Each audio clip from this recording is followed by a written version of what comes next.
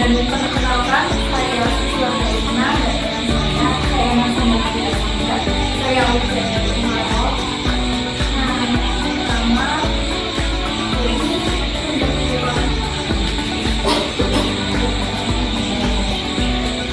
ini yang pertama ada masalah emas, bangga dan kepentingan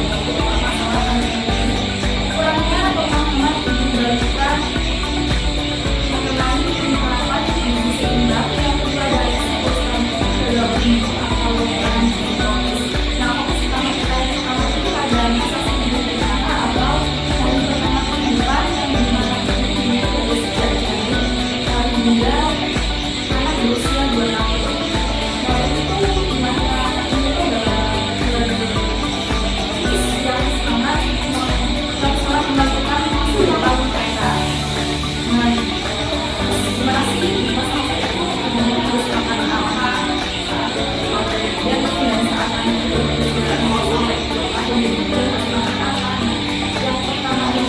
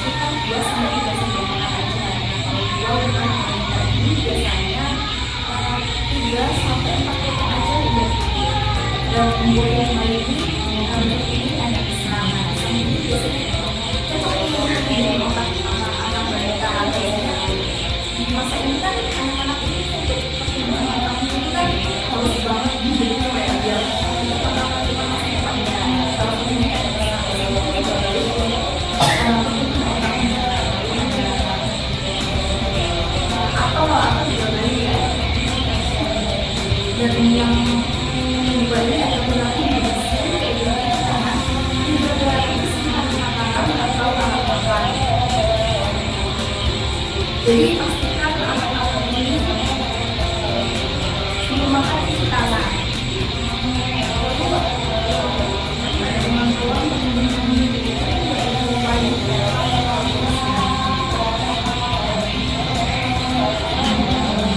Ini gizi seimbang, dimana ini gizi ada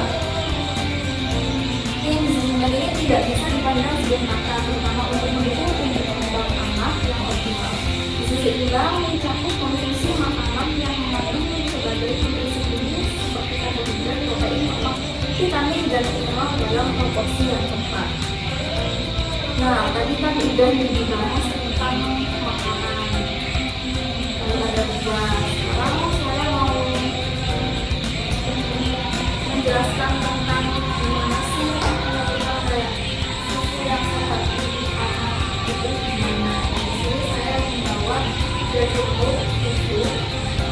Yang pertama ini adalah ini rasa coklat, di sini keduanya ada saran, dan ketiganya ada susu. Nah, susu yang DHT yang protein dan gimana sih kita gimana dengan kita ini adalah susu yang tidak ada rasanya atau mate ya, yang protein. Jadi yang paling baik itu yang mana sih? Itu ada D, jadi ini ada SKM. Nah, ternyata SKM ini 90% atau bahkan 100% ini isinya gula dan tidak ada kandungan susu sama sekali, atau bahkan 5% aja. Jadi masih banyak kan yang SKM untuk anak-anaknya yang ternyata ini isinya 100% gula ya. Dan yang kedua ini ada milk orange. Ini sebenarnya juga bagus ya, tapi karena rasanya ini rasa coklat, jadi kandungan susunya ini cuma sedikit, sekitar 20% aja, nggak sebanyak ini. Nah, kalau ini itu benar-benar full susu yang dimana ini kandungannya itu 100% susu asli, dan dimana gulanya ini murni gitu dari sininya. Nah, ternyata apa aja sih merek yang oke? Ternyata apa sih merek yang bagus untuk anak-anak? Ternyata ini juga baik ya. Di sini ada merek utama. Sebenarnya ada beberapa yang lain yang bagus itu ada yang tapi kami tidak membawanya. Cuma ada ini salah satunya. Untuk pembelajarannya kalau misalnya bisa langsung konsultasi. Jadi hanya mencontohkan satu bulan saja, ternyata ini untuk anak-anak. Tapi kalau misalnya anak-anak gimana nih? Kalau misalnya maunya itu yang rasa-rasa nggak apa-apa banget. Tapi jangan SKM. Kita bisa pilih ini, tapi yang rasanya itu yang rasanya keras. Pasti boleh kalau kita bilang ini tidak sama. Hanya kalau kita tidak apa-apa, yang penting minum susu. Ini ya.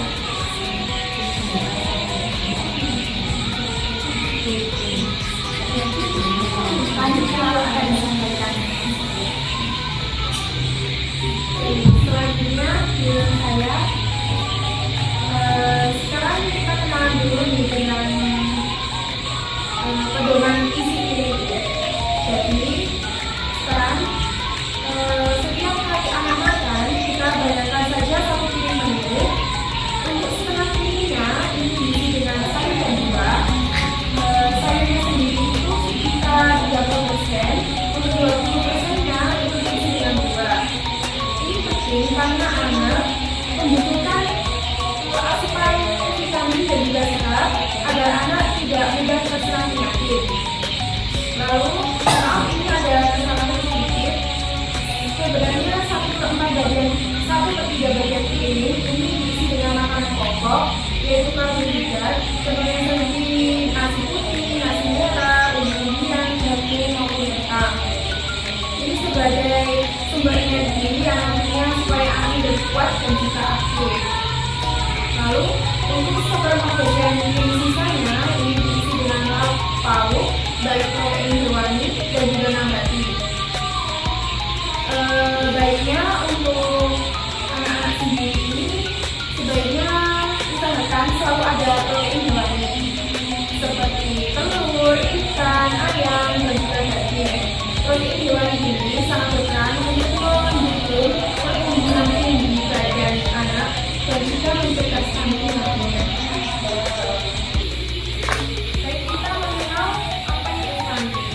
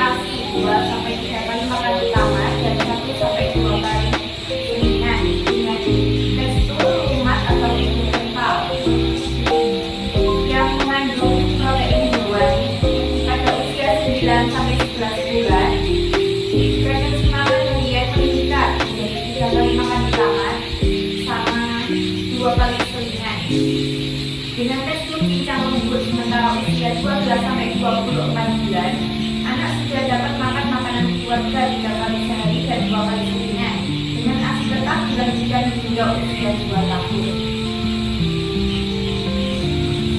Yang terakhir ada peran orang tua dan posyandu. Pendidikan ini dapat dilakukan melalui peran ibu di rumah dan dukungan posyandu. Ibu berperan menyediakan makanan bergizi dan berantar sesuai isi buku yang sudah dijelaskan teman saya, Mbak Umi. Melanjutkan ASI hingga usia 2 tahun serta menjaga kebersihan makanan dan lingkungan sekitar.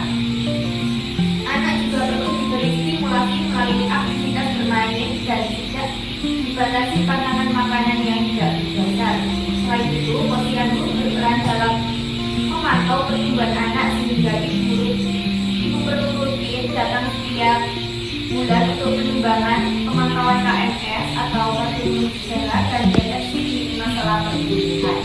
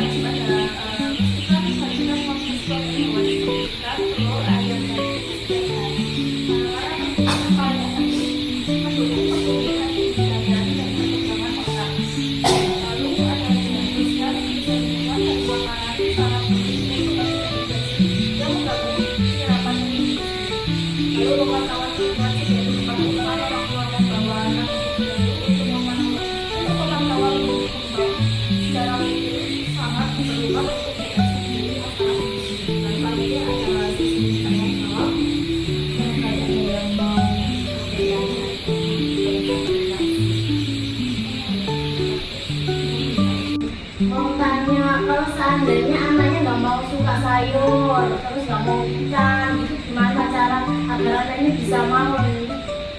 Sayur bisa diganti cara olahannya, seperti sayur dicampur bakso, nugget, atau bebek, omelet, martabak telur. Dan itu kayak misal hewannya tadi kan nggak suka ikan, ya mungkin bisa diganti kayak siomay, pempek. Nah itu tuh ayamnya bisa dibeli atau kayak jadi bisa ya. Itu kan pasti suka ya untuk penggantinya anaknya nanti.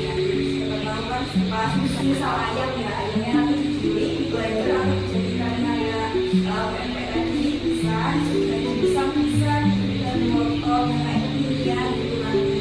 Soalnya bisa nanti di apa namanya kasih nasi atau apa itu bisa nasi itu buat pengganti aja misal mau. Kalau pengen praktisnya itu bisa omeletnya nanti ditambah wortel dijajar biasa atau kan ditambah kayak bayam itu bisa sama susu jadi diolah gitu. Pokoknya ada asupan sayur walau itu cuma sedikit saja. Memang di usia segini kan memang anak itu mulai memilih-milih makanan. Nanti sayurnya digabung aja sama ayamnya nanti begitu bisa kayak ayam yang campur sama ayam. Ada.